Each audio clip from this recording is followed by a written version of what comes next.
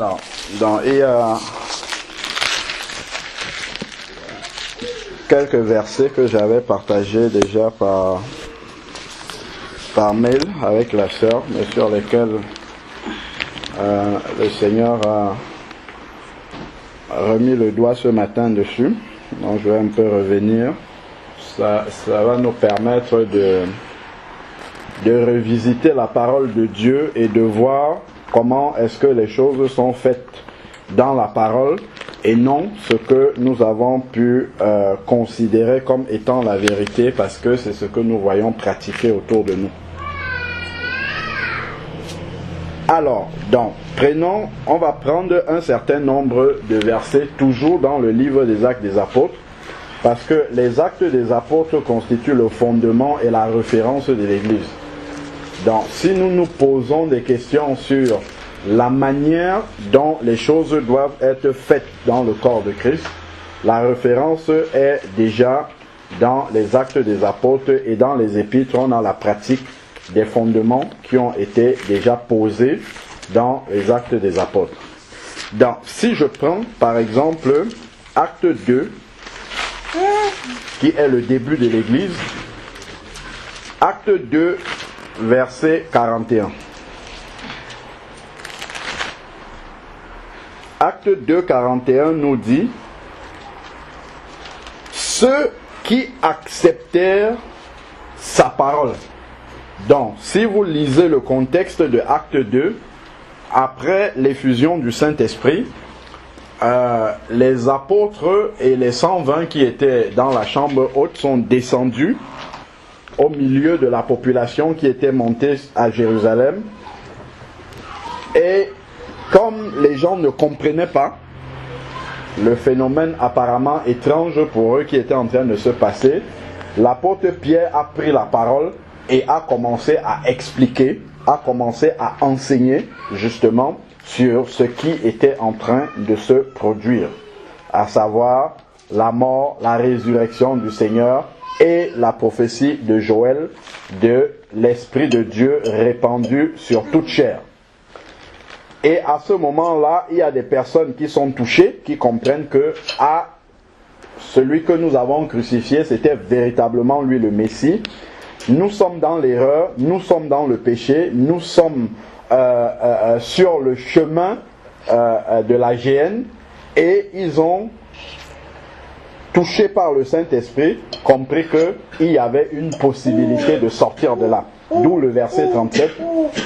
Ce sont ces personnes-là qui ont entendu la parole de Dieu, qui ont interpellé l'apôtre Paul, l'apôtre Pierre, et lui demandé avec les autres apôtres: frères, que ferons-nous donc pour être sauvés? Déjà ici il y a un contraste par rapport à ce que nous pouvons voir pratiquer dans l'église. C'est celui qui prêche qui demande: est-ce que tu veux accepter Jésus? Mais là on voit que la puissance de la parole était telle que c'est celui qui écoutait la parole qui comprenait son état de péché et qui demandait à être sauvé. Donc déjà on comprend que le salut en Jésus n'est pas quelque chose qu'on supplie. On ne supplie pas les gens pour accepter le salut en Jésus. Ce sont les gens qui supplient Jésus pour recevoir ce salut-là. Parce que nous soyons sauvés ou pas, ça ne change rien à la gloire de Jésus. Il suffit de lire dans le livre de Apocalypse 5, et vous allez voir que des myriades et des myriades de créatures célestes adorent déjà le Seigneur dans le ciel. Dans Acte 5, Apocalypse 5, nous voyons des myriades et des myriades qui adorent déjà le Seigneur dans le ciel. Donc, que notre voix vienne se rajouter à celle de ces myriades-là, ça ne change rien à la gloire de Dieu. Dieu, il sera toujours Dieu, assis sur son trône. Donc c'est nous qui supplions pour être sauvés. Ce n'est pas Jésus qui nous supplie pour nous sauver. Donc ça, déjà, ça marque un contraste par rapport à ce qu'on voit aujourd'hui. C'est vrai que dans l'amour débordant qu'on a, quand on connaît la vérité et on sait que celui qui n'est pas en Jésus va dans la géhenne, on a tendance à vouloir le supplier pour qu'il accepte Jésus, mais en fait c'est lui qui doit supplier pour que justement Jésus vienne habiter dans son cœur. Donc ça c'était le verset 37 avant d'arriver au verset 41 que j'ai cité. Alors donc il est dit dans le verset 41 de Acte 2, ceux qui acceptèrent la parole. Donc pour entrer dans l'église, il y a quelque chose à accepter quand même. Accepter la parole. Là-dedans, il y a deux aspects fondamentaux. Un, c'est que Jésus, on le reçoit comme son sauveur. C'est une répétition pour nous, hein. Mais l'apôtre Paul dit, je ne me lasse pas de vous répéter les mêmes choses. Accepter Jésus comme son sauveur, ça veut dire reconnaître que moi-même je devais être puni à la croix et il a pris ma place. Première chose. Et maintenant, ce qui semble être une évidence, mais dans la pratique, ça ne l'est pas, c'est reconnaître Jésus comme son Seigneur. Ça, c'est quelque chose que nous confessons de la bouche, mais dans la pratique, c'est souvent un peu différent. Donc, si nous lisons dans Luc, je crois c'est Luc 6 au verset 45, où il va dire « Pourquoi dites-vous Seigneur, Seigneur, et ne faites-vous pas ce que je vous dis ?» Donc, si quelqu'un ne s'efforce pas dans sa vie à faire ce que Jésus dit et non ce qu'il a envie de faire, en fait, s'il appelle Jésus Seigneur, c'est une usurpation. Il n'a pas le droit d'appeler Jésus son Seigneur. Donc, si quand il est devant une décision à prendre, s'il laisse sa chair s'exprimer, au lieu de se demander qu'est-ce que le Seigneur veut dans cette circonstance-là, au lieu de se mettre à genoux pour rechercher la volonté du Seigneur, même si elle ne va pas dans le sens qu'il souhaiterait, ça veut dire qu'il ne peut pas légitimement dire que Jésus est son Seigneur. Pourtant, ça nous semble tellement évident de confesser dans notre bouche Seigneur ceci, Seigneur cela, Seigneur ceci, à gauche, à droite. Mais de façon pratique, c'est là qu'on voit réellement si Jésus est notre Seigneur.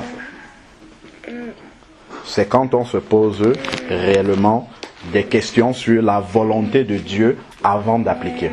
Et donc, il dit ici, ceux qui acceptèrent donc sa parole, on a vu quel est le contenu de cette parole-là. Il est mort, ressuscité, ainsi de suite, furent baptisés. Donc, accepter la parole, une fois qu'on a accepté cette parole-là, si j'accepte que Jésus est mon Seigneur, ça veut dire qu'il faut que je fasse le deuil de mon ancienne vie, d'abord. C'est ce qu'il dit dans le verset 38. Pierre leur répondit, repentez-vous, et que chacun de vous soit baptisé au nom de Jésus. 1. Repentance. 2. Recevoir le baptême au nom de Jésus. Si on n'est pas passé par là, c'est que nous sommes entrés dans l'église par une autre porte. Attention, Jésus dans Jean 10 dit qu'il est là, la porte des brebis. Donc, parce que ça peut paraître étrange, mais moi, je me suis retrouvé à prêcher la repentance à quelqu'un ici, et il y a d'autres personnes qui étaient déjà au milieu de nous, qui ont dit, mais nous, on n'a pas entendu ça avant de passer dans les eaux du baptême. Donc, ils sont baptisés, mais jamais repentis. Donc, ils ne sont pas entrés dans l'église par la porte officielle. Si vous allez voir l'image de l'église qu'on a vue dimanche dernier, l'arche de Noé, il y avait une porte par laquelle les animaux, tous ceux qui devaient être sauvés, les enfants de Noé, tout le monde passait par la même porte. C'est Jésus qui est cette porte-là. Et le chemin, c'est repentez-vous, ensuite le baptême. Il y en a qui passent par la repentance et qui refusent le baptême. Moi, j'étais un exemple.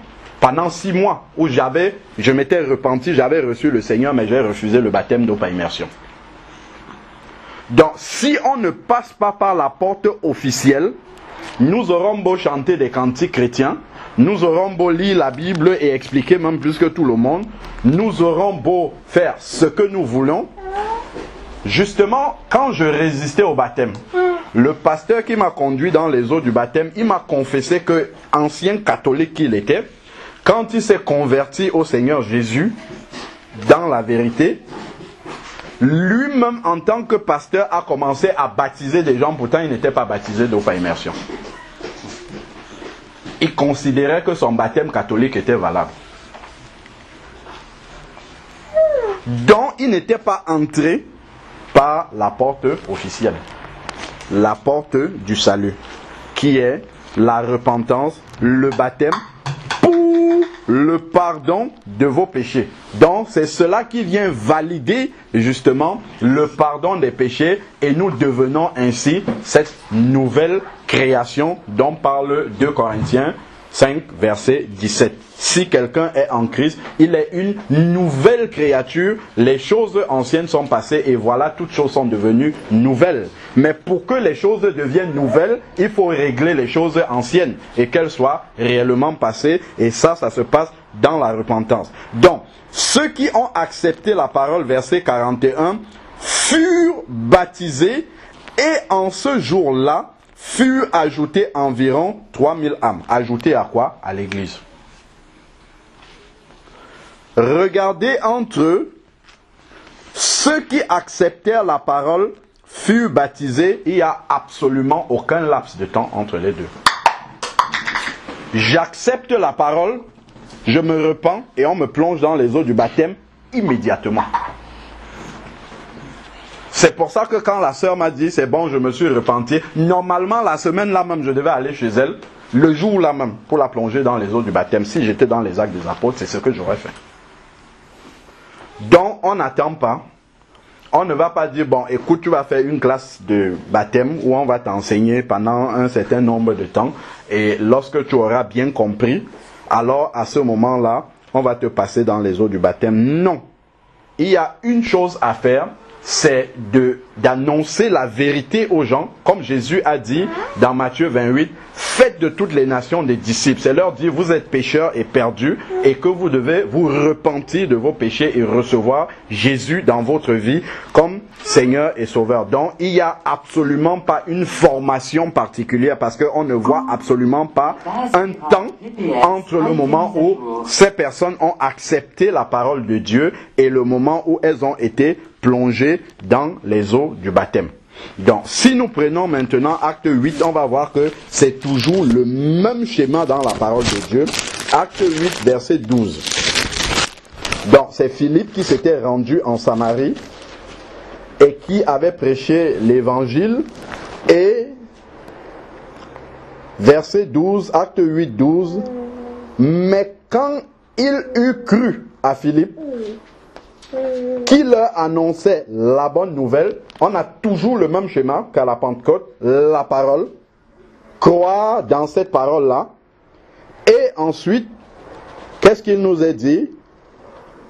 Et au nom de Jésus, ça veut dire quoi croire au nom de Jésus? Ça veut dire soumettre sa volonté à celle de Jésus. Parce qu'on peut croire intellectuellement. Si vous sortez là, vous demandez aux gens s'ils croient en Jésus, beaucoup de gens vont vous dire oui, on croit, ainsi de suite. Mais ils ne conforment pas leur vie à l'enseignement de Jésus. Et c'est ça qui fait la différence entre un disciple et un sympathisant de Jésus. C'est ce qui faisait la différence entre les disciples de Jésus et la foule. Donc la question, c'est vraiment de se demander, est-ce que nous faisons partie de la foule ou est-ce que nous faisons partie des disciples de Jésus, c'est-à-dire ceux qui sont disciplinés à suivre l'enseignement de Jésus. Donc, et il est dit, au nom de Jésus, hommes et femmes se firent baptiser. Donc, une fois qu'ils ont cru au nom de Jésus, ils se firent baptiser. C'est ça qui nous engage maintenant concrètement à ce que notre vie se conforme désormais au message de Jésus. C'est le baptême qui valide l'entrée dans l'église de Jésus. Tant qu'on n'est pas baptisé, on ne fait pas partie de l'église de Jésus. C'est pour ça que dans Acte 2 au verset 41, il a dit « Et il fut ajouté 3000 âmes ». On ajoute à l'église. Et si vous lisez le dernier verset de Acte 2, vous allez voir que le Saint-Esprit, c'est verset 47, il louait Dieu et observait et obtenait la faveur de tout le peuple, et le Seigneur ajoutait chaque jour à l'église ceux qui étaient sauvés. Le Seigneur ajoutait. Donc quand on a parlé de 3000 âmes fut ajouté, c'est ajouté à l'église après qu'il soit passé dans les eaux du baptême. Et ça on l'a déjà expliqué avec le baptême de Jésus, où quand Jésus est sorti des eaux du baptême, une voix dans le ciel a dit: celui-ci est mon fils en qui j'ai mis toute mon affection. Être le fils de quelqu'un, c'est faire partie de sa famille. Donc, la famille de Dieu, c'est quoi? C'est l'église. La famille de Christ, c'est quoi? C'est l'église. Jésus, quand il est ressuscité, il a dit: allez dire à mes frères. C'est qui? Quand on est venu lui dire: tes frères et ta maman sont là et te cherchent, il a dit: c'est qui mon frère, ma mère? C'est ceux qui font la volonté de mon Père. Or, ceux qui font la volonté du Père, c'est l'église de Jésus. Donc, voilà, on voit encore ici dans Acte 8 qu'il n'y a pas un temps entre le moment où les gens entendent la parole de Dieu et le moment où ils passent dans les eaux du baptême. Il n'y a pas une formation qu'on va faire, contrairement à ce que nous pouvons voir ça et là. Donc, il y a toujours cette annonce-là de la repentance. Même dans Matthieu 3, vous allez voir Jean-Baptiste, quand il est paru, il disait: repentez-vous, car le royaume de Dieu s'est approché. Si vous prenez Matthieu 4, vous allez voir Jésus, dès qu'il est rentré du désert et qu'il a commencé à prêcher, la première parole qui est sortie de sa bouche, c'est: repentez-vous, car le royaume de Dieu s'est approché. Donc c'est ça qui est la porte par laquelle nous devons entrer. Et beaucoup de vie spirituelle végète, n'avance pas, parce qu'il n'y a pas eu cette fondation-là à la base. Parce qu'il n'y a pas eu une coupure radicale par rapport à son ancienne vie. On est entré comme ça, on a commencé à faire les choses dans l'église de Dieu, alors qu'on n'est pas membre de cette église-là. Vous savez que vous pouvez avoir votre famille, vous avez des voisins, des sympathisants, des gens qui viennent dans votre famille, mais ils viennent après, ils repartent chez eux. Et la vraie famille reste dans la maison. C'est la même chose avec l'église du Seigneur.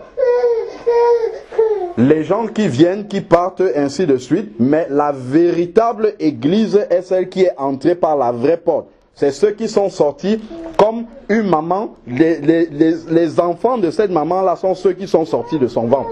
Réellement. Par la même porte. Donc, de la même façon, dans l'église du Seigneur, si on n'est pas passé par la vraie porte, la porte officielle, ça veut dire qu'on n'est pas membre de cette église-là. Ça, c'est les bases, en fait, de la conversion, mais nous voyons qu'elles sont toujours les mêmes ici.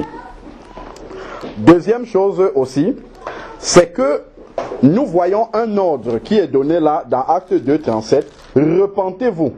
Si vous allez voir, par exemple, également, dans Acte 3, verset 19, il est dit: repentez-vous et repentez-vous donc et convertissez-vous pour que vos péchés soient pardonnés, pour que vos péchés soient effacés, afin que des temps de rafraîchissement viennent de la part du Seigneur et qu'il envoie ce qui vous a été destiné.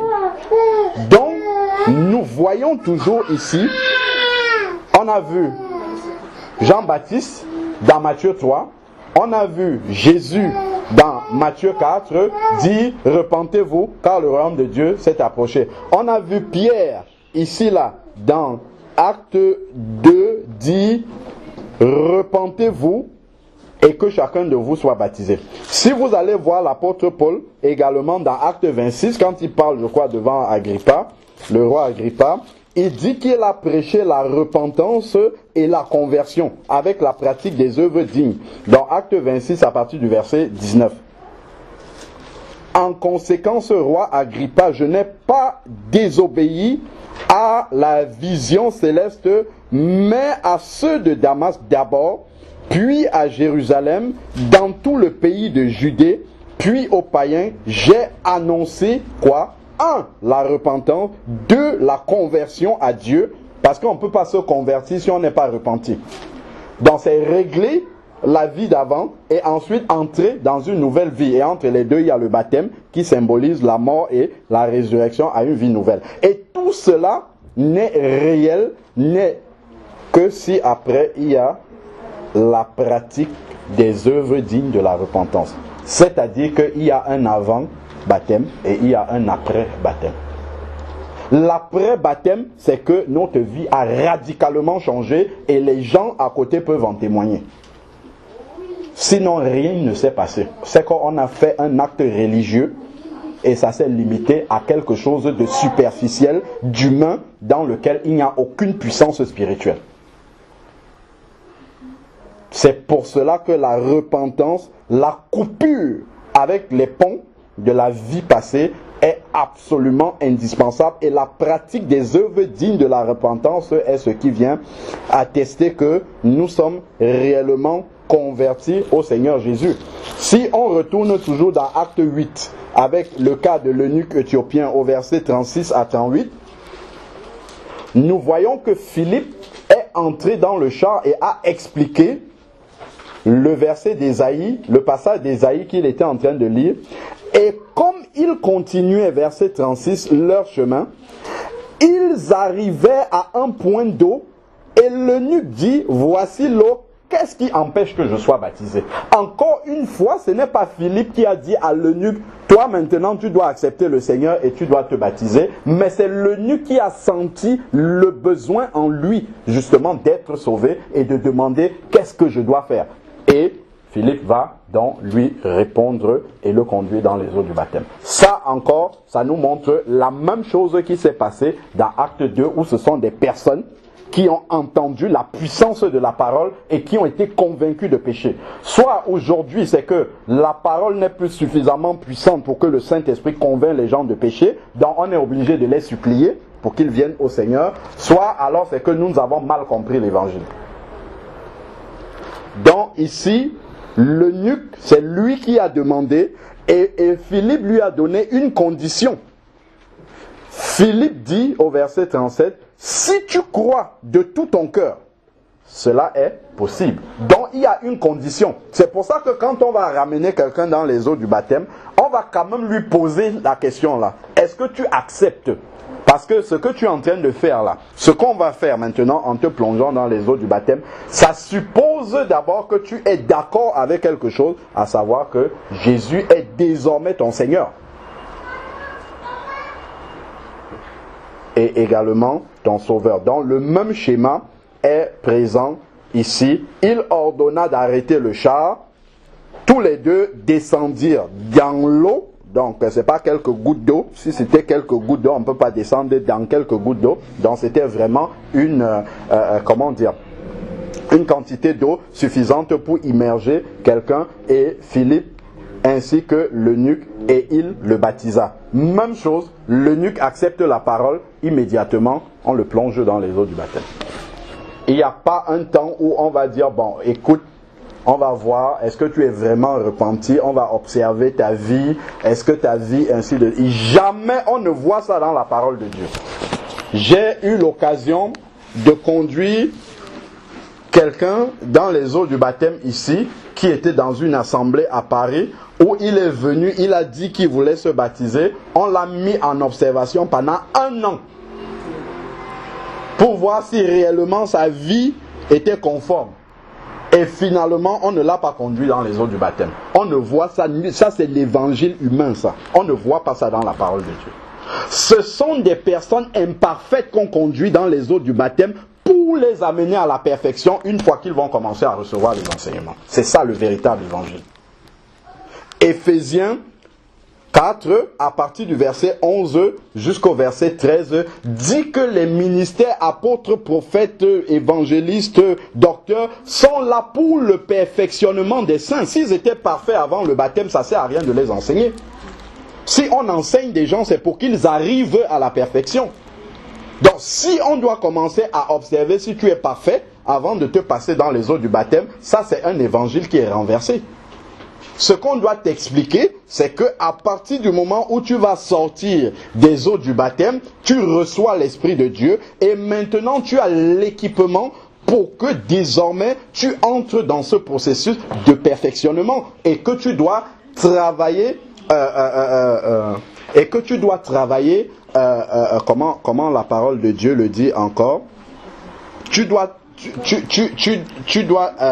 travailler en collaboration avec le Saint-Esprit pour arriver à ce perfectionnement, c'est-à-dire que tu dois laisser le Saint-Esprit te transformer jusqu'à ce que tu atteignes ce perfectionnement-là. Ça veut dire que tu acceptes la mort de la croix. C'est ça que ça veut dire. Tu entres dans ce processus de perfectionnement. Donc, nulle part, on ne voit justement ce temps-là de formation, ce temps d'observation. Non plus on ne voit de prière de repentance toute faite dans la parole de Dieu. Ça n'existe pas ça. C'est pas biblique de faire ça. Vous n'avez pas vu Philippe dire, bon écoutez, tu vas répéter maintenant après moi. Bon Jésus, je crois en toi, je me repens de... Non, jamais, jamais, ça n'existe pas dans la Bible. Ça, ce sont les hommes qui ont commencé dans les siècles d'avant. Pourtant, c'était des prédicateurs puissants qui ont commencé à faire cela, mais ce n'est pas dans la Bible. On te dit, repens-toi. Jean 16, verset 8 dit que le Saint-Esprit a été donné pour convaincre le monde de péché. Donc quand on t'a annoncé la parole de Dieu, le Saint-Esprit te convainc de péché et toi-même, le Saint-Esprit faisant la lumière dans ton cœur, ta bouche même va s'ouvrir pour dire à Dieu directement, parce que c'est contre lui que tu as péché.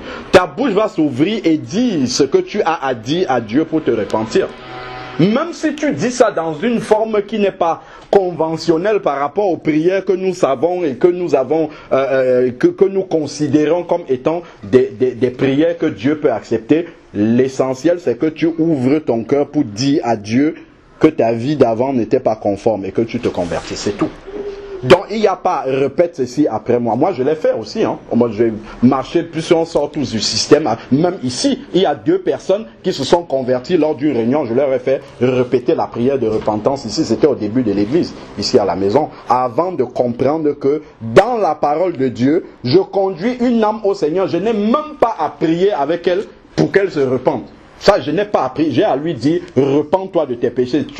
Si tu as fini de te repentir, alors tu viens, je te passe dans les eaux du baptême. Je n'ai même pas... Si elle me dit, oui, prie pour moi, oui, c'est une prière ordinaire. Je prie, ok, que Dieu t'aide et tout ça. Mais je ne vais absolument pas lui dire les mots qu'elle doit répéter après moi. Pas du tout. C'est le Saint-Esprit qui, dans sa bouche, va sortir ce qui doit sortir de son cœur pour que cela soit dit. Dans la prière de repentance, ça n'existe pas. L'observation de la vie des gens, s'ils marchent, est-ce que ce que tu me dis que tu t'es repenti, qu'est-ce qui prouve?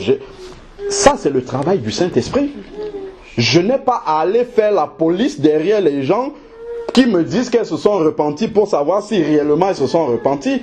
Si elles me mentent, c'est au Saint-Esprit qu'elles ont menti, c'est pas à moi. Moi, je n'ai pas à faire cette police-là. Parce que ce n'est pas moi qui convainc de péché. C'est le Saint-Esprit qui convainc de péché. Donc si quelqu'un me dit je suis repenti alors que ce n'est pas le cas, moi je le plonge dans les eaux du baptême. Dieu ne va jamais me demander pourquoi tu l'as fait. Je dois croire dans la bonne foi de ce que la personne me dit. C'est tout. Je n'ai pas à discuter par rapport à cela. Je n'ai pas à aller faire des enquêtes dans la vie des uns et des autres pour savoir est-ce que toi qui vas passer dans les eaux du baptême là, c'est quoi ta vie? Nulle part on ne voit dans la Bible les apôtres disent tu as combien de femmes? Tu as 3 femmes? Non. On te prêche la vérité, c'est tout. On te dit, voici, maintenant que tu es converti au Seigneur Jésus, voilà comment, déjà tu dois te repentir, on te dit c'est quoi le péché, ainsi de suite. Toi-même dans ton processus de repentance, quand tu vas t'asseoir devant Dieu, l'Esprit de Dieu va te montrer tout ce qui n'est pas conforme à la volonté de Dieu dans ta vie jusque-là, et tu vas te repentir de cela, et tu vas recevoir Jésus. Si maintenant, ça peut arriver que tu as des questions sur des choses qui sont dans ta vie que tu ne sais pas vraiment si c'est dans la volonté de Dieu, oui, tu peux solliciter un frère pour lui demander, mais ça, est-ce que vraiment, parce que tu ne connais pas, tu n'es pas censé, pour le moment, lorsque tu passes dans les eaux du baptême, connaître la parole de Dieu, puisque Jésus a dit, faites de toutes les nations des disciples, baptisés et ensuite enseignés. Donc l'enseignement vient après le baptême. Donc la personne n'est pas censée savoir les enseignements de Jésus, donc effectivement, elle peut avoir des questions relatives à sa vie, des choses qu'elle ne sait pas. Est-ce que vraiment c'est quelque chose dont il faut se repentir ou pas? Donc absolument, il n'y a pas d'enquête à aller faire dans la vie des personnes ou même des questions à aller poser sur les détails de la vie des gens. Ça, c'est faire le travail du Saint-Esprit. Ce sont des erreurs, en fait, que nous faisons. parce que la parole n'est pas suffisamment puissante ou que nous ne faisons pas suffisamment confiance au Saint-Esprit par rapport à la parole que nous prêchons. Donc nous humainement, nous allons aider le Saint-Esprit à essayer de sonder dans les vies, est-ce que réellement cette personne que je vais conduire dans les eaux du baptême est réellement repentie. Ça, c'est pas notre travail, ça. Et nous voyons cela justement dans Acte 8 ici, là.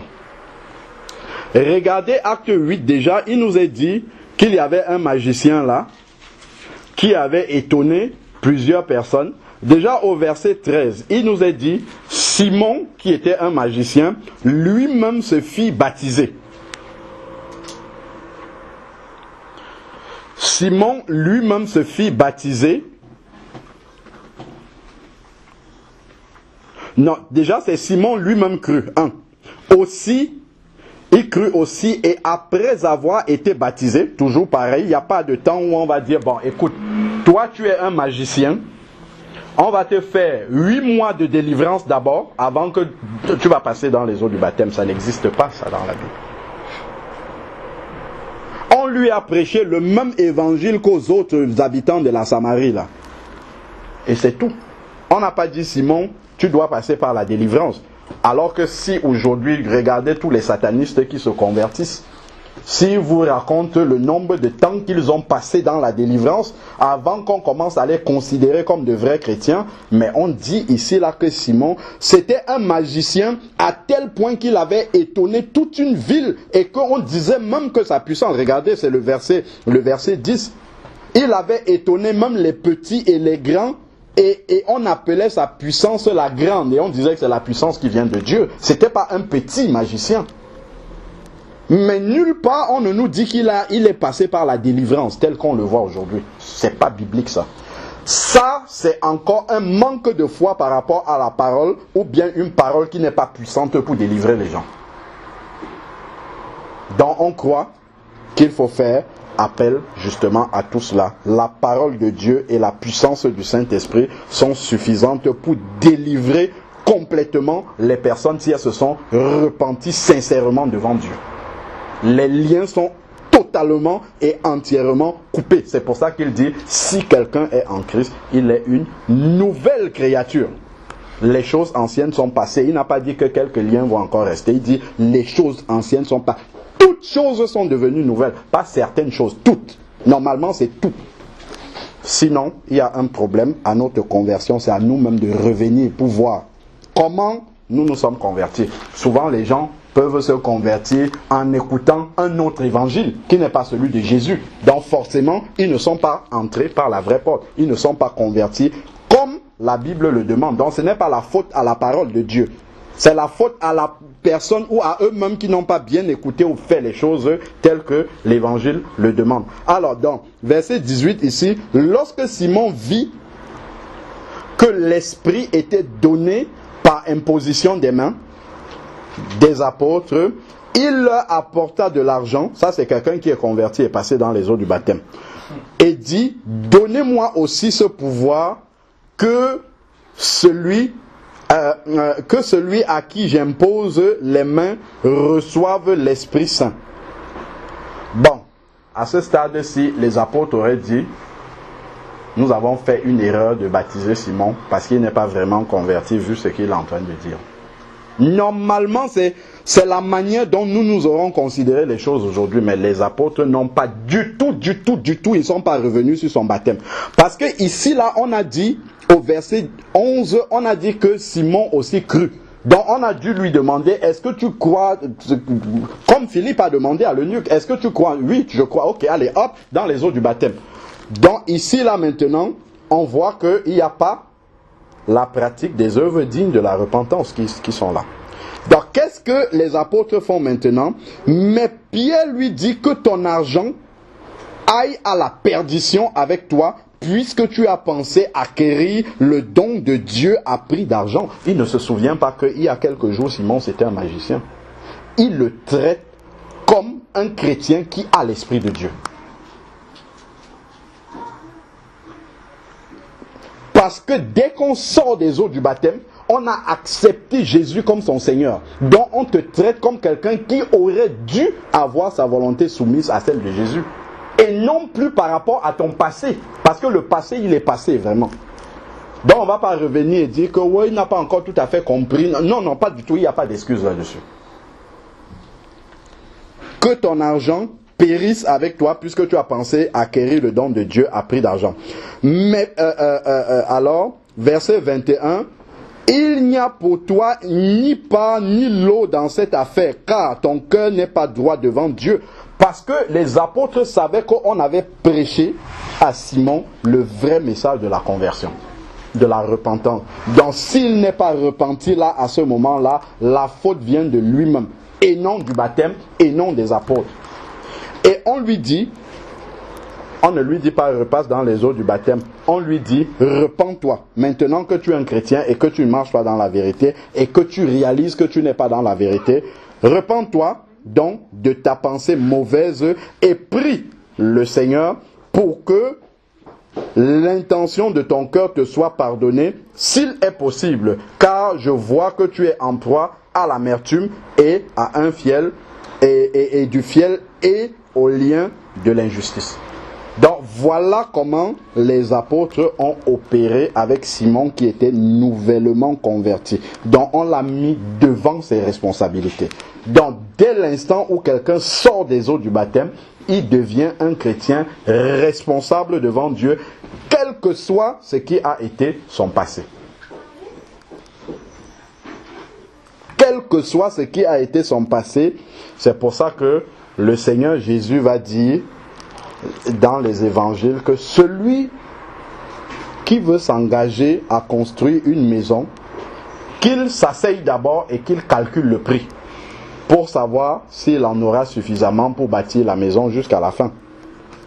Donc, c'est pas un engagement qui se fait à la va-vite parce qu'on a vu des gens faire ou bien parce qu'on croit qu'on a tel problème et ça va nous aider à traverser le problème, à surmonter le problème pour avancer. Non, c'est un engagement réel avec le Seigneur. Et une fois qu'on est engagé, le Seigneur nous tient responsables justement par rapport à l'engagement que nous avons pris. Et quand vous voyez dans Acte 5,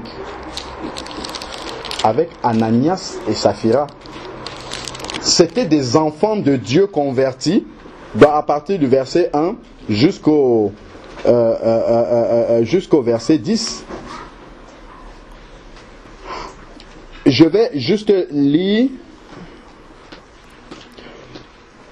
Mais un homme nommé Ananias avec Saphira, sa femme, vendit une propriété et retint avec le consentement de sa femme une partie du prix, puis il apporta l'autre partie et la déposa aux pieds des apôtres.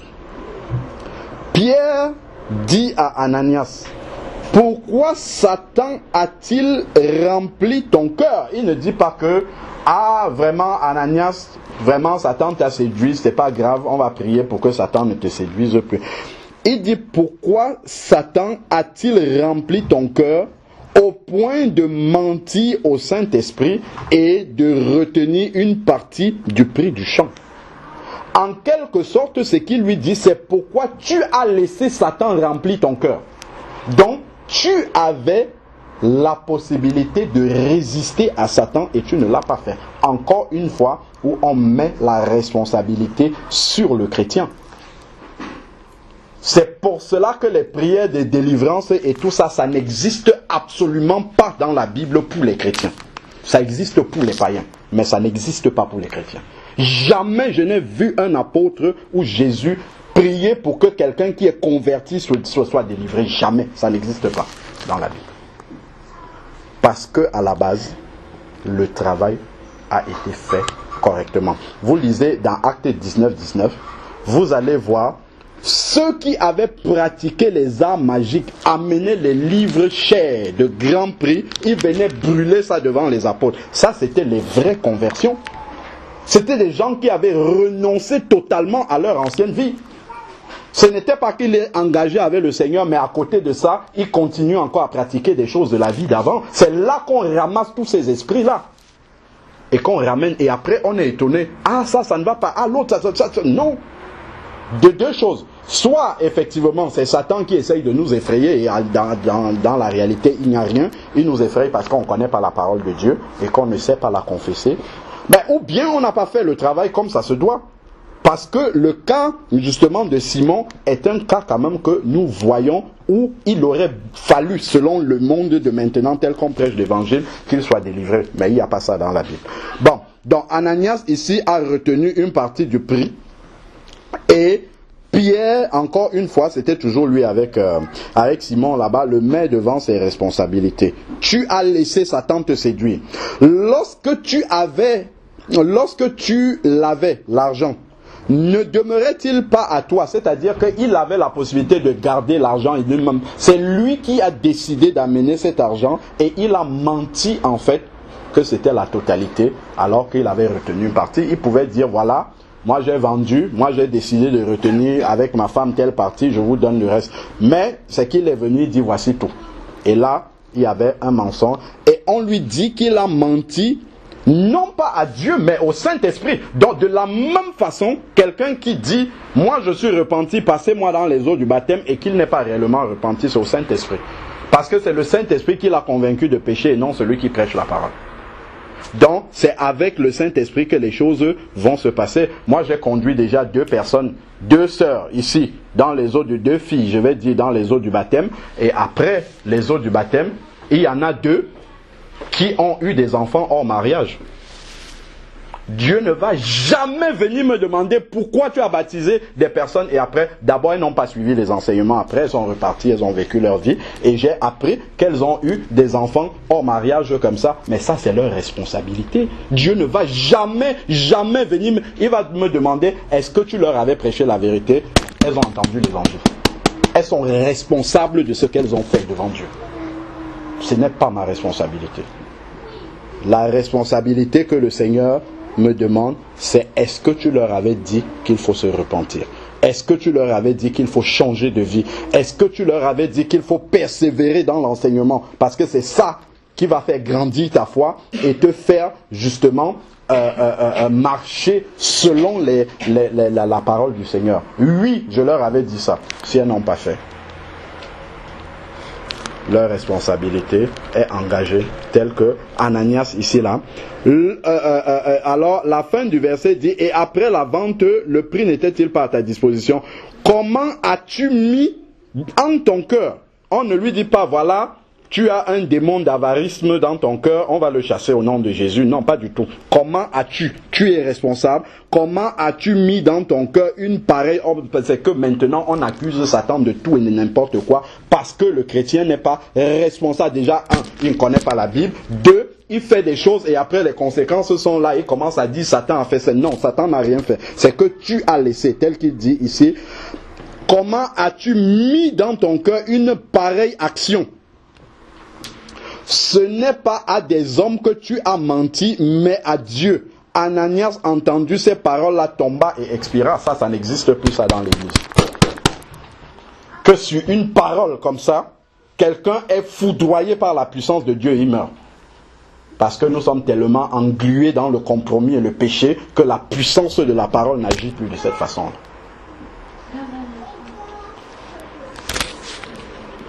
Voilà Ananias qui a blasphémé contre le Saint-Esprit et il a un jugement immédiat de Dieu. L'apôtre ne lui a pas dit tu vas mourir. Les paroles seulement qui sortaient de la bouche de l'apôtre, comme le Seigneur Jésus a dit, c'était comme une épée tranchante, aiguë, qui en même temps apportait le jugement. On n'a pas dit demain on va voir si tu vas changer et tout. Non, c'est immédiatement que pour lui et son épouse, si vous lisez par la suite, le jugement de Dieu est arrivé. Donc c'était trop tard. C'était pourtant quelqu'un qui était converti au Seigneur. C'est quelqu'un qui était dans l'église de Jésus. Et ça s'est passé dans la parole.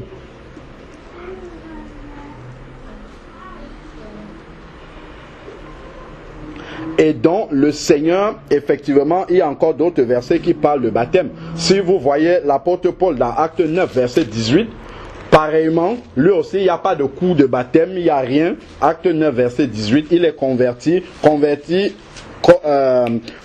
de péché, repentance, et puis il se baptise immédiatement.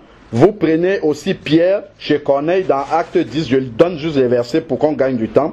Acte 10, verset 48, le Saint-Esprit est descendu sur des personnes qui écoutaient la parole de Dieu chez Corneille. Immédiatement, Pierre a ordonné qu'ils soient baptisés.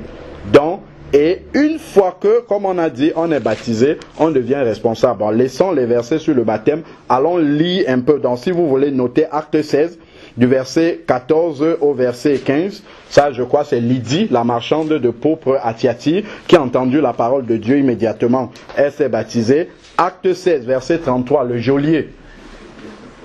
Crois au Seigneur Jésus et tu seras sauvé, toi et ta famille. Et on leur a prêché la parole de Dieu. Après quoi, ils ont été baptisés immédiatement. Acte 18, verset 8.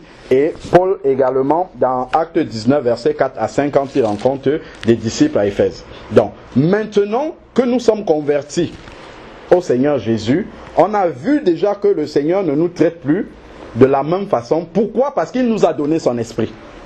Pour discerner ce qui est de la volonté de Dieu, de ce qui ne l'est pas. Pour marcher d'une façon conforme. Si on hésite, on se met à genoux, on demande au Seigneur, est-ce que ça là, ce que je vais faire, c'est conforme à ta volonté? Si nous prenons par exemple Hébreux 10. Regardez Hébreux 10, où la responsabilité, encore une fois, du chrétien est vraiment mise, comment dire, est annoncée. Regardez Hébreux 10, verset 26 à 31. Car si nous péchons volontairement après avoir reçu la connaissance de la vérité, c'est pour cela que l'enseignement est indispensable pour grandir dans la connaissance de la vérité. Maintenant que nous avons reçu cette vérité-là, si nous allons marcher contre la vérité que nous avons reçue, il dit ici là, il ne reste plus de sacrifice pour les péchés, mais une attente terrifiante du jugement et l'ardeur du feu prêt à dévorer les rebelles. Il y a une différence entre ceux qui sont dans l'ignorance. Acte 17, versets 30 et 31, Dieu, sans tenir compte des temps d'ignorance, appelle tous les hommes qu'ils aient à se repentir. Ils sont ignorants, ils se repentent, Dieu pardonne. Une fois qu'on connaît la vérité, on n'est plus ignorant si on ne marche pas dans cette vérité, mais on est rebelle. C'est différent. Il y a des ignorants et il y a des rebelles. Ce n'est pas du tout la même chose. Donc, et il dit ici, là, on comprend bien que ce n'est pas immédiat. Le Saint-Esprit prend d'abord la peine de nous rappeler. Attention, tu es en train de sortir de la volonté de Dieu. Il nous rappelle. Et après, tel qu'on l'a vu dans 2 Thessaloniciens 2, Dieu lui-même envoie une puissance d'égarement si tu ne veux pas croire à la vérité pour que tu crois au mensonge. Et là, à ce moment-là, tu vas entrer sur le coup du jugement de ces versets-là. C'est important de dire ça aux personnes dès le début de leur conversion, pour qu'ils comprennent le chemin dans lequel ils sont en train de s'engager. Et si jamais ils veulent réfléchir quelques jours encore pour le baptême, comme c'est le cas, tu peux encore prendre le temps de réfléchir. Est-ce que c'est ça vraiment que je veux suivre? Mais le Seigneur, évidemment, dit qu'il est là pour nous soutenir, pour nous amener. Donc, il voit d'abord notre bonne volonté à marcher dans la vérité. Mais si on dit, moi, de toute façon, ce n'est pas la vérité que je recherche. Moi, j'ai un bien que je demande à Dieu et c'est ça que je veux atteindre. C'est là qu'on aura des soucis. Alors, et il dit, verset 28, Hébreux 10, verset 28, si quelqu'un a violé la loi de Moïse, il est mis à mort sans pitié. Vous avez vu Ananias ce qui s'est passé là-bas. Sur la déposition de 2 ou 3 témoins, combien pire ne pensez-vous pas sera le châtiment mérité par celui qui aura foulé aux pieds le Fils de Dieu, tenu pour profane le sang de l'alliance par lequel il avait été sanctifié.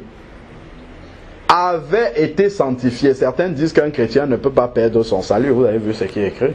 Quelqu'un qui avait été sanctifié, c'est un chrétien. Mais il nous est dit ici là que il est quand même sous le coup du châtiment.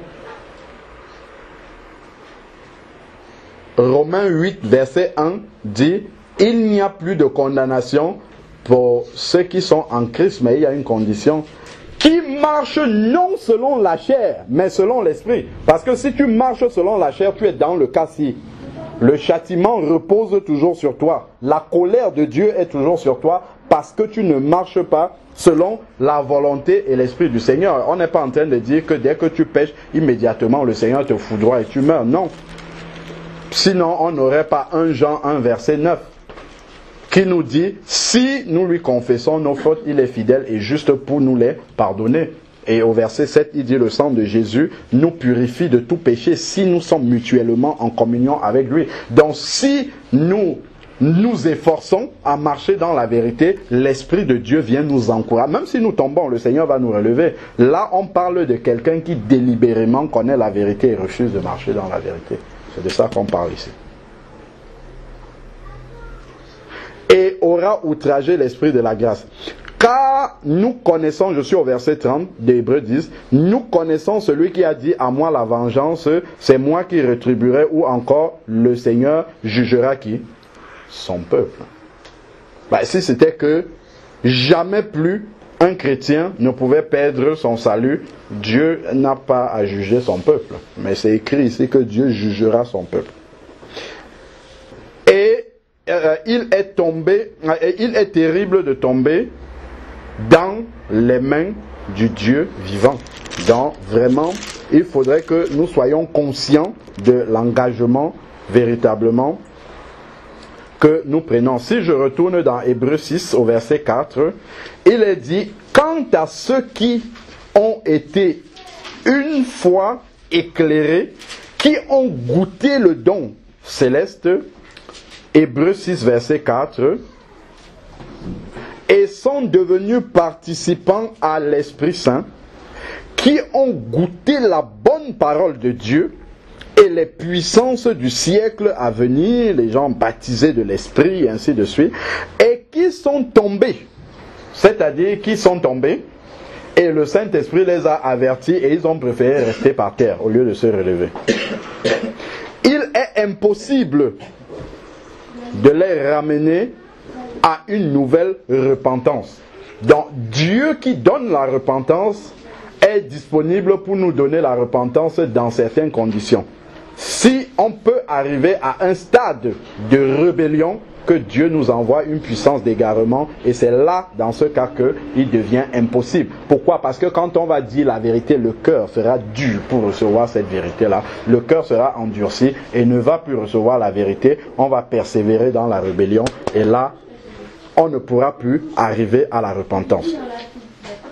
Car ils crucifient de nouveau pour leur part le Fils de Dieu et le déshonorent publiquement. Ça, c'est celui qui décide délibérément de marcher dans le péché. Donc, on a ces exemples-là. Et je finis par Pierre.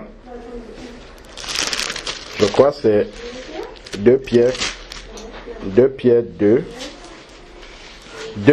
verset 20. 2 Pierre 2, verset 20. Et je vais finir par là.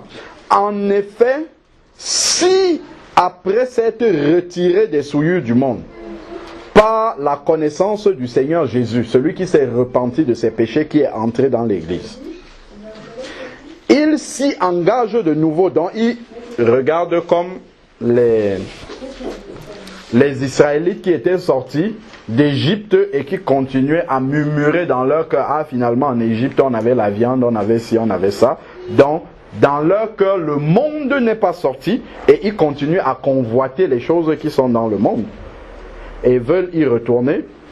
Il est dit ici, ils s'y engagent de nouveau, donc ils retournent au monde et sont vaincus par elle. Donc ils retournent dans le monde et ils restent. Leur dernière condition est pire que la première. Vous savez qu'il y a une hiérarchie dans les châtiments de Dieu. Quand Jésus parlait du jugement, il disait souvent que si Tyr et Sidon avaient entendu la parole telle que vous êtes en train de l'entendre, ils seraient jugés moins sévèrement, ainsi de suite.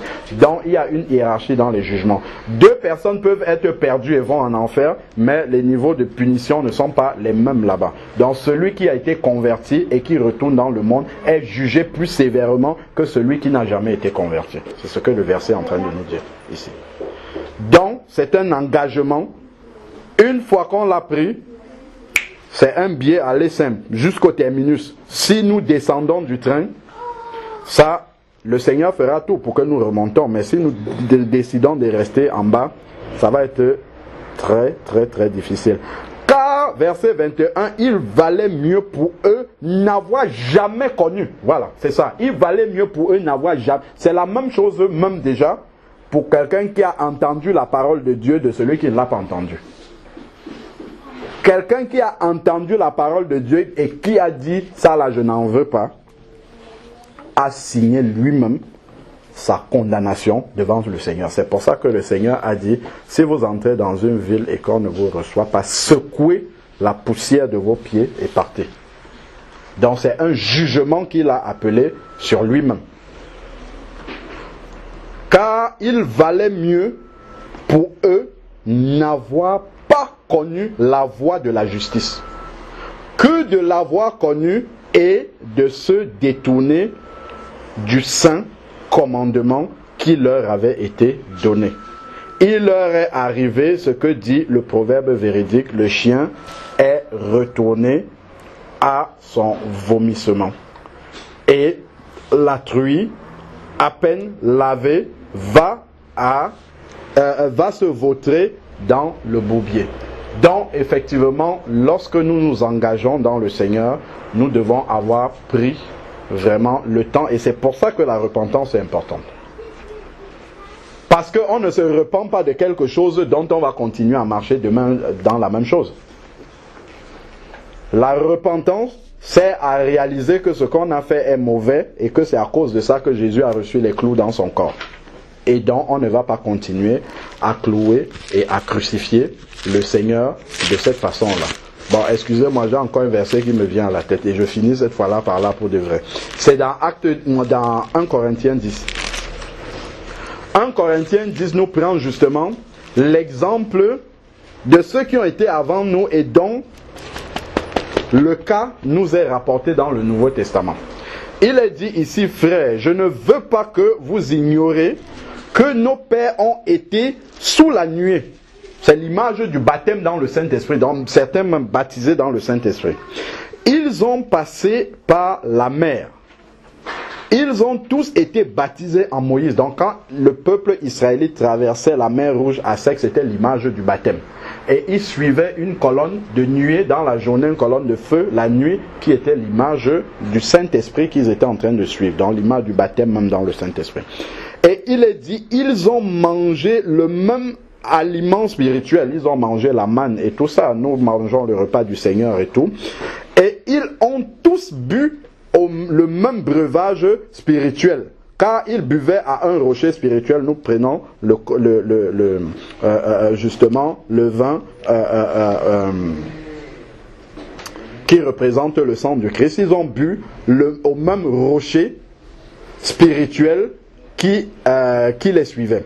Ce rocher était Christ. Bon, c'est même précisé.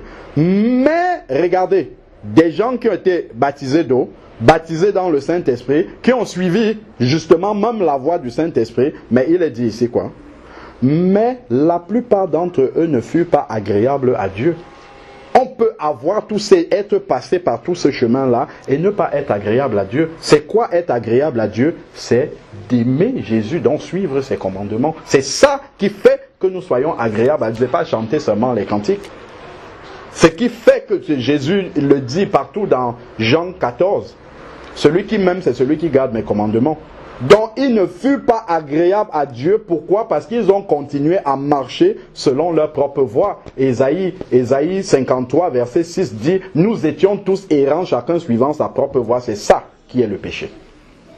Donc, si on continue à marcher suivant sa propre voie et non suivant la voie de Dieu, ça veut dire qu'on n'est pas encore sorti du péché. Nous continuons à pratiquer le péché. Comme dit 1 Jean, chapitre 3, versets 9 et 10. Celui qui est né de Dieu ne pratique pas le péché, donc il ne continue pas à pécher volontairement. Pourquoi? Parce que la semence de Dieu, qui est l'Esprit de Dieu, est en lui et l'arrête, lui montre. Là, tu vas rentrer dans le péché, il faut que tu t'en détournes.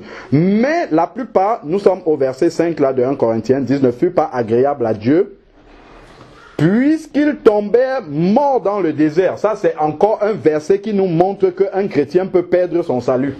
Et regardez le verset 6. Or, ce sont des exemples pour qui? Pour nous qui sommes dans l'église. Afin que nous n'ayons pas de mauvais désirs, comme ils en ont eu. Ne devenez pas idolâtres comme certains d'entre eux l'ont écrit. L'idolâtrie, c'est pas l'ont été. Ce n'est pas seulement lorsque on se prosterne devant une statue qu'on peut être idolâtre. Toute chose dans notre vie que nous aimons plus que Jésus, c'est une idolâtrie. Voilà la définition de l'idolâtrie. Si nous préférons suivre ce qu'un homme, par exemple, ou une femme nous dit que ce que Jésus a dit, cette personne-là est une idole pour nous. Parce que nous avons mis cette personne-là au-dessus du Seigneur Jésus. Donc, elle devient une idole. Toute personne qui est au-dessus de Jésus devient une idole. Si vous regardez 1 Thessaloniciens 2, quand il parle de l'homme impie, il dit que l'homme impie va aller s'asseoir dans le temple et demander d'être adoré comme Dieu. Et c'est là que les yeux vont s'ouvrir et savoir que ça là, c'est de l'idolâtrie, c'est une idole parce qu'il n'est pas Dieu. Et ce n'est que Dieu qu'on peut adorer. Vous savez que adorer, c'est le summum de l'amour. Donc si on aime quelqu'un, on fait quelque chose que quelqu'un nous dit par rapport à ce que Dieu dit. Ça veut dire que nous idolâtrons la personne. Donc nous l'aimons plus que Dieu, en fait. Donc c'est de l'idolâtrie. Et on dit, la plupart, certains, en tout cas entre eux, ont été idolâtres. Si vous lisez la suite, vous allez voir que nous avons toujours ces avertissements-là de la parole de Dieu par rapport justement au fait d'avoir rencontré le Seigneur, d'avoir marché avec le Seigneur et de ne pas lui être agréable parce qu'à un moment donné, il y a beaucoup de choses, on a partagé ça à la veillée de prière. Beaucoup de choses qui peuvent venir refroidir l'amour de Dieu que nous avons dans notre vie, que nous avons dans notre cœur. Lisons simplement Romains 8. À partir du verset 28 en descendant, est-ce la tribulation, est-ce les épreuves, on a décortiqué tout ça. Et tout cela sont justement des sujets qui peuvent nous amener complètement à ce que notre amour pour le Seigneur soit refroidi et que nous recommençons à marcher tel que nous voulons. Voilà pourquoi Jésus va dire dans Luc 18 au verset 8, « Quand je reviendrai sur la terre, est-ce que je trouverai encore la foi ?» Il ne dit pas des personnes qui confessent mon nom. Il dit la foi, c'est-à-dire c'est une foi authentique des personnes qui aiment et qui veulent suivre la saine doctrine. C'est ça que le Seigneur demande. Et il dit avec il a aussi dit dans un verset toujours dans l'évangile de Luc que avec comment il a appelé ça, l'amour du plus grand nombre se refroidira. Il a dit à cause de l'iniquité, voilà, qui se sera accru, l'amour du plus grand nombre se refroidira. Ça, c'est un signe de la fin des temps. Donc nous devons prier le Seigneur et persévérer à genoux pour ne pas être du nombre de ceux dont l'amour pour le Seigneur et l'amour pour la vérité va se refroidir. À l'église de Thyatire, on lisait la dernière fois, dans Apocalypse 2, il a dit que ceux qui ont la vérité, tenez ferme avec cette vérité-là. Quand tu as reçu la vérité, il ne faut pas accepter que quelqu'un qui est dans l'erreur vienne te phagocyter avec son erreur. Et que toi, au lieu de tenir ferme par rapport à la vérité que tu as déjà reçue et de continuer à marcher là-dedans, que quelqu'un vienne te dire, oh tu en fais trop, c'est pas comme ça, le Seigneur n'a pas demandé qu'on aille jusqu'à ce point-là, et tu dis, oui bon, finalement, oui c'est vrai que ça me fatigue de marcher comme ça, ok je vais faire comme vous. Non, c'est comme ça que Satan progressivement va nous amener dans la voie de la rébellion, et finalement, on va se retrouver à marcher en dehors de ce que le Seigneur nous a demandé. Amen. Amen. Seigneur, nous voulons te rendre grâce encore pour ces rappels que tu nous as donnés. Père, cela n'est pas seulement pour notre sœur qui va s'engager dans les eaux du baptême, mais c'est encore pour nous-mêmes, Seigneur Père, qui avons fait déjà quelques pas avec toi. Père, c'est encore un rappel que tu nous donnes aujourd'hui, de savoir que tant que nous ne sommes pas arrivés sur la ligne de la fin, nous devons continuer à veiller, Seigneur Père, à rester sur le chemin étroit à crier toujours à toi, Seigneur Père, pour que tu nous maintiennes, Seigneur Dieu, debout et que nous continuions à persévérer, combattant suivant les règles, Seigneur Père, et non en dehors des règles, Seigneur Père, parce que tu les as mentionnées, données dans ta parole, et tu nous les révèles encore jour après jour par ton esprit. Père, nous voulons te prier également pour notre sœur qui s'y engage. Père, merci pour la consolation que tu mets et l'encouragement que tu mets dans son cœur, que ton esprit, Seigneur Dieu, habitera en elle et la conduira en toutes choses pour qu'elle puisse persévérer jusqu'à la fin et pouvoir confesser avec l'apôtre Paul: j'ai combattu le bon combat de la foi, j'ai achevé la course et la couronne de justice m'est réservée non seulement à moi, mais à tous ceux et celles qui auront aimé ton avènement. Seigneur Dieu, merci parce que nous avons cette assurance-là. C'est encore toi qui nous dis dans ta parole: approchez-vous du trône de la grâce avec assurance et confessez avec persévérance votre salut. Seigneur Dieu, merci parce que tu nous préviens, tu nous avertis, mais tu nous encourages également, Seigneur Père, que tu es là pour faire le chemin avec nous, comme tu l'as dit dans Matthieu 28, et voici, je suis avec vous tous les jours jusqu'à la fin du monde. Merci Seigneur Père, parce que c'est toi qui nous garantis la traversée. Seigneur Dieu Tout-Puissant, merci infiniment. À toi seul soit la gloire, la puissance, l'honneur et la majesté au nom de Jésus-Christ. Amen. Amen.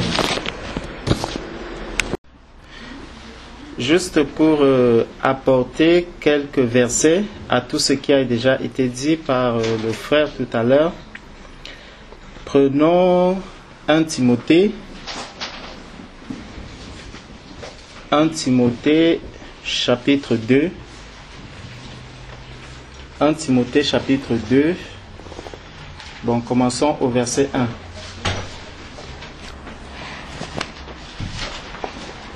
J'exhorte donc, avant toute chose, à faire des prières, des supplications, des requêtes, des actions de grâce pour tous les hommes, pour les rois et pour tous ceux qui sont élevés en dignité, afin que nous menions une vie paisible et tranquille, en toute piété et honnêteté.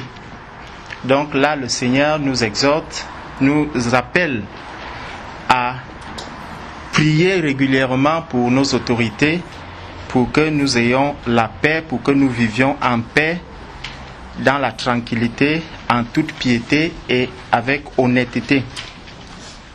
Verset 3. Cela est bon et agréable devant Dieu, notre Sauveur. Donc, le fait de prier pour ces autorités est bon et cela est agréable pour Dieu, notre Sauveur. Qui veut que tous les hommes soient sauvés. Donc, le Seigneur nous demande de prier pour ces autorités qui sont élevées en dignité. Pourquoi? Parce que il veut aussi que ces hommes soient également sauvés. Donc, d'office, ne portons pas déjà un jugement en disant que oui, ils sont déjà perdus d'avance. Non, le Seigneur nous demande de prier pour que ces hommes soient sauvés. Mais il y a une question. Sauvés de quoi? Sauvés de quoi? Regardons Romains 6, 23. C'est vrai que quand on s'engage ici, je vais m'efforcer à être très court. Romains 6, 23 nous dit: car le salaire du péché, c'est la mort. Donc, en priant, nous faisons quoi? Nous devons prier pour que cela sorte du péché. Pourquoi? Pour qu'il ne meure pas. Car le salaire du péché, c'est la mort, mais le don gratuit de Dieu, c'est la vie éternelle en Jésus-Christ. Le don gratuit de Dieu, c'est la vie éternelle en Jésus-Christ. aujourd'hui, voici ma sœur qui va passer dans les eaux du baptême. Je ne sais pas si elle a payé quelque chose, frère. Si tu as reçu quelque chose, dis-nous. Donc, c'est vraiment un don gratuit. Mais je vous assure, j'ai été dans des milieux où, pour recevoir des gouttelettes sur la tête, on paye.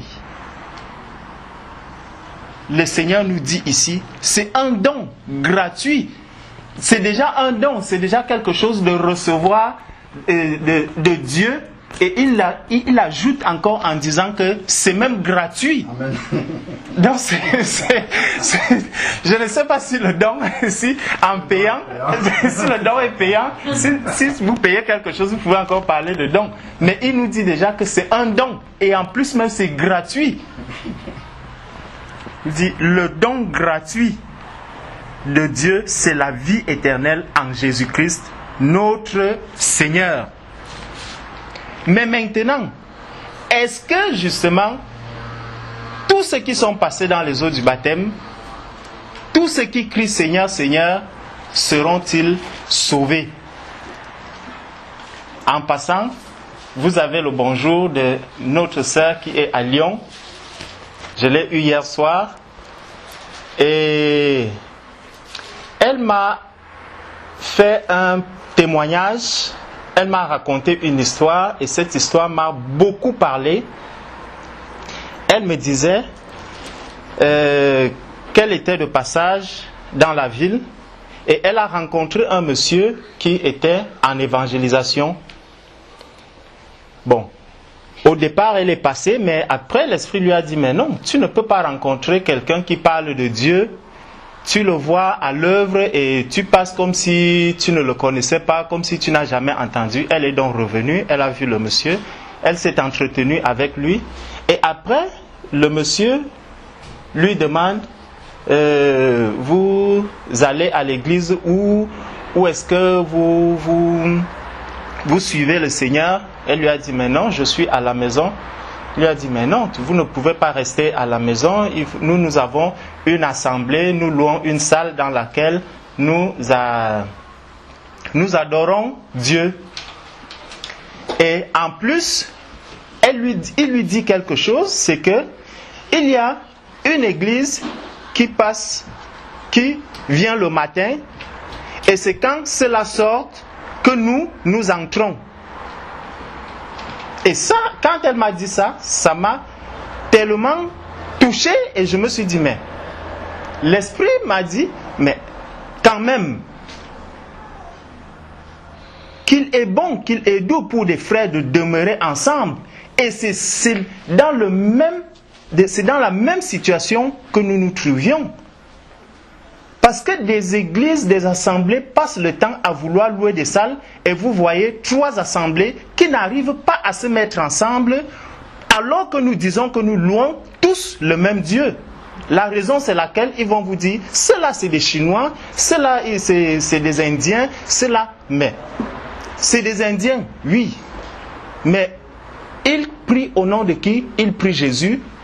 Ils vont vous dire qu'ils sont des protestants. Mais comme ils sont des Chinois, ils ne peuvent pas se mélanger aux Indiens. Ceux-ci sont des Indiens, mais comme ils sont Indiens, qui se disent aussi chrétiens, ils ne peuvent pas se mélanger aux Camerounais parce que pour eux, c'est l'église du Cameroun, ici c'est l'église de l'Inde, c'est des protestants de l'Inde, ici c'est des protestants de Chine, ici c'est des protestants. Et à un moment, je me suis dit, mais ça n'a pas de sens. Si vraiment c'est Dieu que nous recherchons, ils doivent s'assembler. Et tous, au lieu de se mettre à louer une salle, ceux-ci louent de 8h à 10h, d'autres de 10h à 13h, d'autres de 13h à 14h. Mais nous comprenons qu'il est bon, qu'il est doux pour des frères de demeurer ensemble.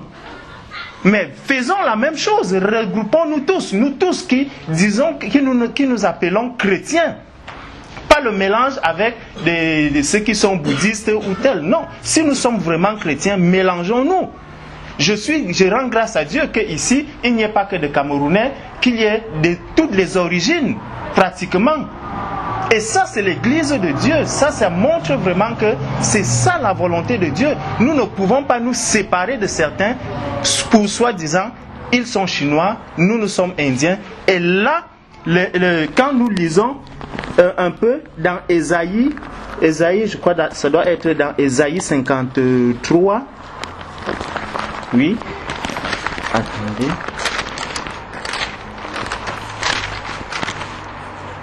Non. Ésaïe 56. À partir du verset 11. Nous dit quoi? Bon, déjà, à partir du verset 9. Vous toutes, bêtes des champs, venez pour manger. Vous toutes, bêtes de la forêt. Ces gardiens sont tous aveugles, sans intelligence. Ils sont tous des chiens muets, incapables d'aboyer. Ils ont des rêveries, se tiennent couchés, aiment à sommeiller. Et ce sont des chiens voraces, insatiables. Ce sont des bergers qui ne savent rien comprendre. Dans toutes ces assemblées qui sont divisées, qui se partagent la même salle, parfois 4 fois en une journée, vous retrouvez 4 assemblées. Le Seigneur dit, ce sont des chiens voraces, insatiables, ce sont des bergers qui ne savent rien comprendre. Tous suivent leur propre voie. Ce n'est pas la voie de Christ qu'ils sont en train de suivre. Chacun selon son intérêt, jusqu'au dernier.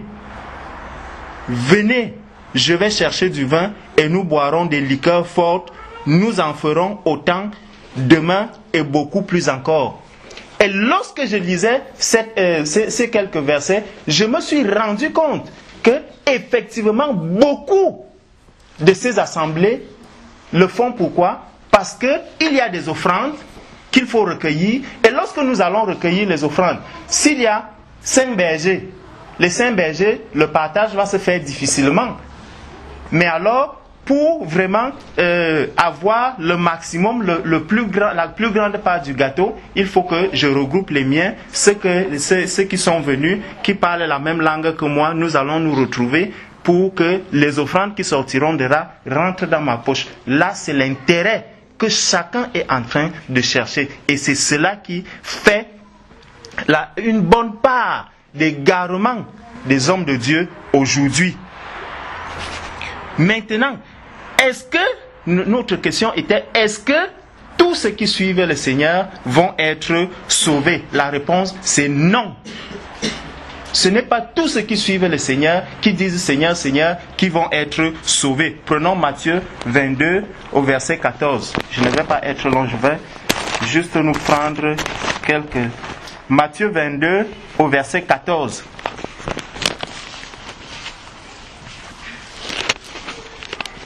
Car il y a beaucoup d'appelés, mais peu d'élus.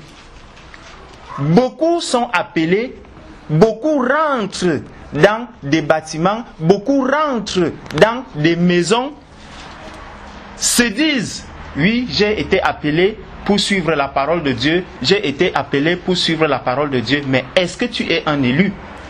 Voilà une bonne question que chacun doit se poser. Est-ce que je suis vraiment élu? Est-ce que je remplis déjà des conditions? Parce que même dans le monde, lorsqu'on fait des élections, nous avons vu, je crois aujourd'hui il y a même des élections, quelque part, il y a des conditions pour remplir, pour être élu, pour passer ces élections, il y a des conditions. Est-ce qu'aujourd'hui, en Christ, je remplis déjà les conditions pour être un élu de Dieu, pour être un élu dans le paradis, dans le royaume des cieux?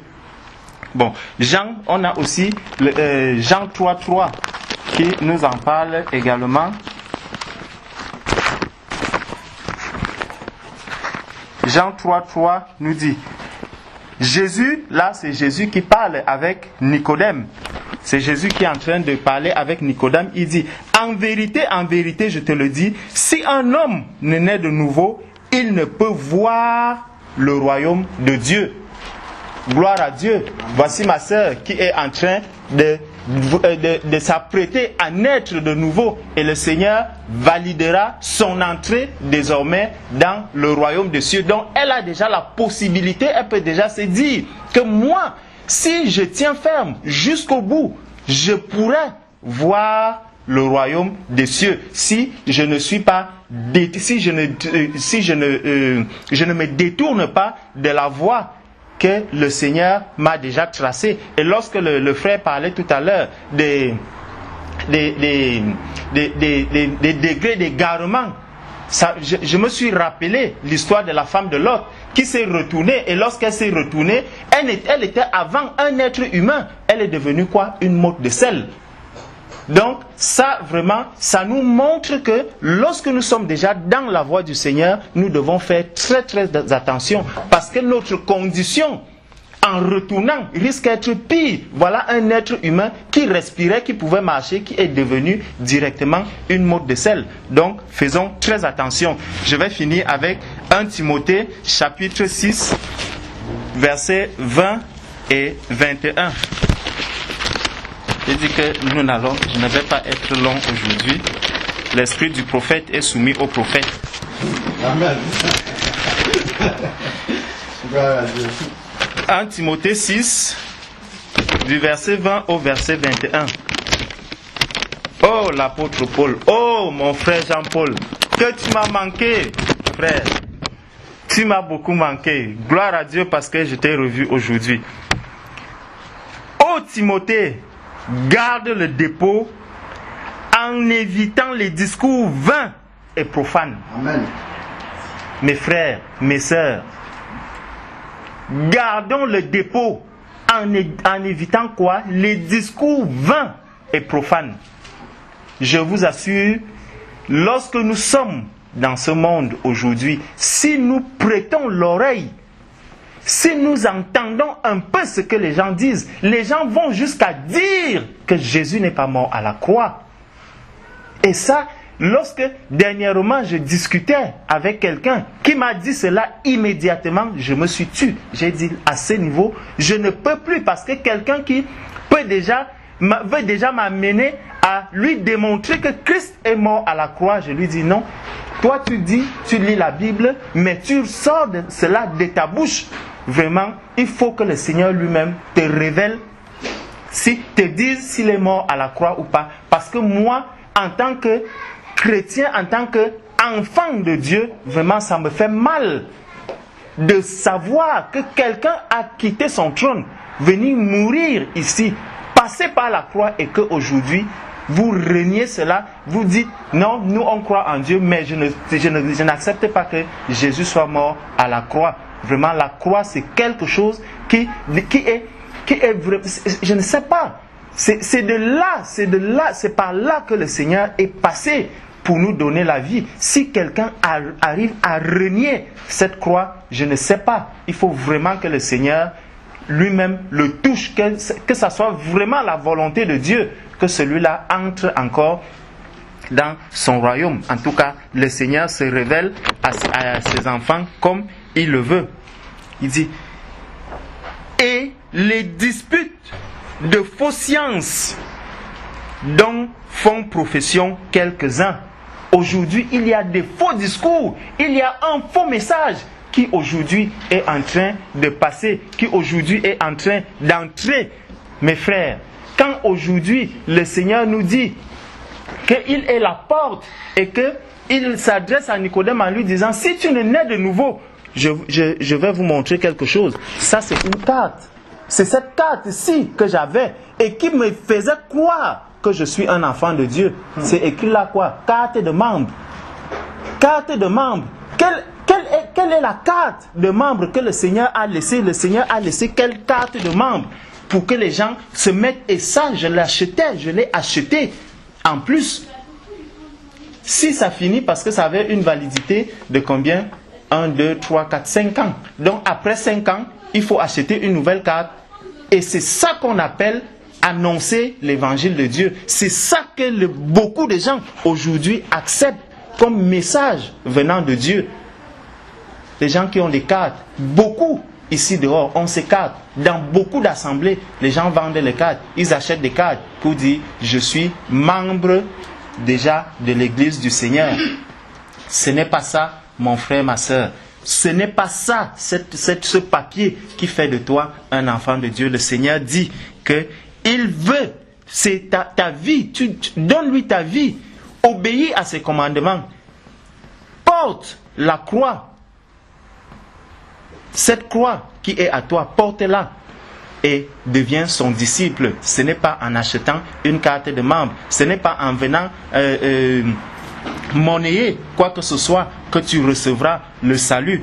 Nous avons vu tous ces exemples, nous n'allons pas revenir dessus. Il dit, et les disputes de la fausse science dont font profession quelques-uns qui se sont ainsi détournés de la foi. Donc, beaucoup de personnes se sont détournées de la foi et sont rentrées dans des messages vains, dans des messages qui n'apportent plus la vie aujourd'hui. Beaucoup de gens prêchent quoi? Ils prêchent leur poche. Beaucoup de gens prêchent quoi? Ils prêchent le leadership. Le leadership dans le monde. Où est-ce que le Seigneur nous a demandé de prêcher le leadership de Dieu? Quel leadership? L'être humain peut venir prêcher et il dit qu'il prêche la parole de Dieu. Où est le salut? Le Seigneur a quitté son trône pour venir nous donner la vie éternelle. Il est venu mourir pour le salut des âmes. Mais nous, aujourd'hui, nous commençons à prêcher le leadership. Vraiment que le Seigneur nous accorde la grâce de nous rapprocher de ces personnes, de prier pour ces personnes, pour que leurs âmes aussi puissent être sauvées, pour qu'ils entendent cette parole. S'ils le font par ignorance, le Seigneur même va se révéler à eux. Mais s'ils le font expressément pour détourner le plus grand nombre, vraiment que le Seigneur lui-même touche ceux qui ont été emportés par cet évangile. Donc, c'est juste pour dire, mes frères, mes sœurs, gardons le dépôt qui est en nous et avançons avec le Seigneur sur le chemin étroit, parce que large est le chemin qui mène à la perdition et beaucoup aujourd'hui sont en train de l'emprunter. Quand vous allez dire, je suis un disciple du Seigneur, je ne fais plus ceci que je faisais hier, je ne fais plus cela que je faisais hier, beaucoup de gens vont vous dire, mais est-ce que c'est vraiment Alain que je connais? Quelqu'un l'autre jour m'avait dit, je connais la vie d'Alain Patrick, moi je le connais, je sais ce je connais les ambiances qu'il faisait, je connais, mais tu l'as connu hier, est-ce que tu l'as encore vu aujourd'hui? Non. Tu ne l'as plus, tu n'as plus jaugé, examiner la vie qu'il mène aujourd'hui. Moi, je suis prêt que quelqu'un vienne, qu'il examine la vie que je mène aujourd'hui et compare avec la vie que je menais hier. S'il n'y a pas eu de changement, vraiment, je prie que la personne me dise que, Georges, est-ce que hier, tu ne faisais pas telle chose? Aujourd'hui, voici les mêmes choses que tu continues à faire. Je suis prêt à me repentir et à continuer avec le Seigneur. Plutôt que de rester là à dire, oui, il était comme ça, il était comme ça, il était comme ça, et de rester dessus. Ceux qui attendent les CV blancs, les CV vierges de ceux qui sont aujourd'hui devenus fils du Seigneur, qu'ils se réfèrent à l'apôtre Paul.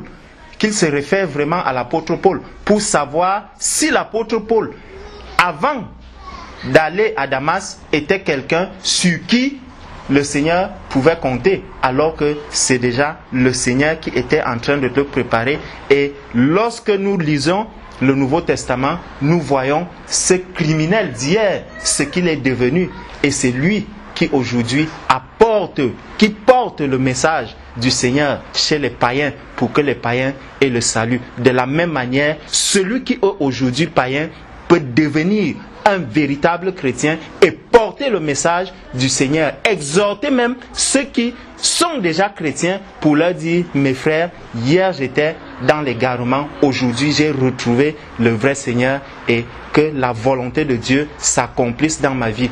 Je nous exhorte, frères et sœurs, à garder le dépôt qui est en nous. Amen. Amen.